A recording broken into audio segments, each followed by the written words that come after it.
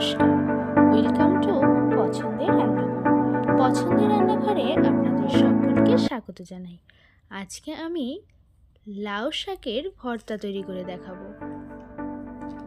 আজকের রেসিপি যদি ভালো লেগে থাকে তাহলে লাইক শেয়ার করে সহযোগিতা করতে ভুলবেন না।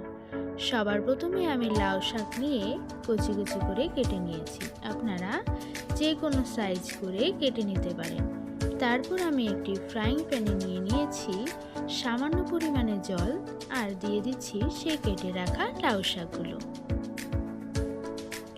এবার দিয়ে দিতে হবে পরিমাণ মতো লবণ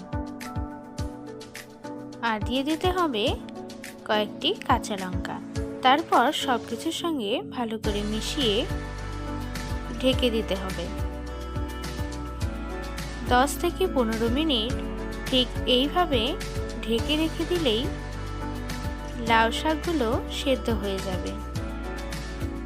এই রেসিপিটি তৈরি করা কিন্তু খুবই সহজ। আপনারাও বাড়িতে এইভাবে লাউ শাকের ভর্তা তৈরি করে খাবেন। গরম ভাতের সাথে এই লাউ ভর্তা খেতে কিন্তু দারুণ লাগে। দেখুন, আমি ঠিক 10 থেকে 15 মিনিট পরে ঢাকনাটা তুলে নিচ্ছি। একদম লাউ শাকগুলো সেদ্ধ হয়ে গেছে। তারপর আমি হাত দিয়ে চিপে চিপে লাউ শাকের জলগুলো বের করে নিয়ে একদম জল ছাড়িয়ে রেখে দিচ্ছি।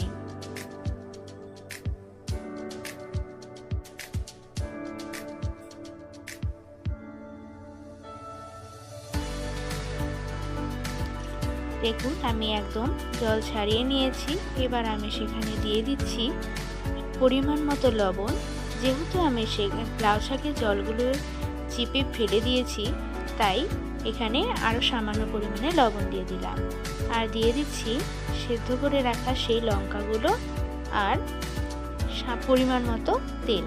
এবার সব কিছুর সঙ্গে খুব ভালো করে মিশিয়ে নিলেই তৈরি হয়ে যাবে সুস্বাদু লাউ পাতার ভর্তা। আজকের রেসিপি কেমন লাগলো অবশ্যই কমেন্ট করে জানাবেন।